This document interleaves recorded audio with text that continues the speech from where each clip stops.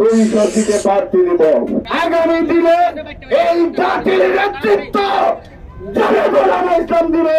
গত জুলাই বিপ্লবের পরে সারা দেশের মানুষের দৃষ্টি আকর্ষণ ইসলামী শক্তির প্রতি।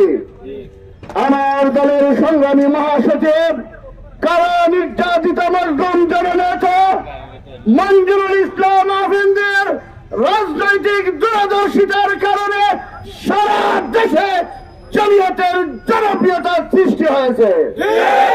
কিন্তু দুঃখের সাথে বলতে হচ্ছে, আমাদের দলে এবং জনগণের মধ্যে একটা বিভ্রান্ত ছড়ানোর জন্য আমরা নাকি জোট করেছি 4-5টা সিট নিয়ে। আমি আজকে পরিষ্কার বলি, এই মুহূর্তে 1 থেকে 5-7 মিনিট আগে আমার দলের কেন্দ্রীয় অফিসে 5টা বিভাগের শতাধিক প্রার্থীর নাম ঘোষণা করা হয়েছে।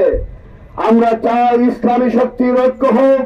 যদি কোন ঐক্য হয়, ইসলাম 50 সিটে নির্বাচন করে জোটের মাধ্যমে।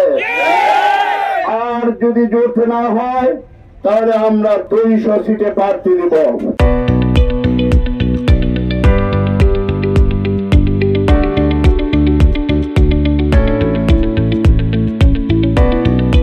বিএনপি একটি বিশাল রাজনৈতিক দল।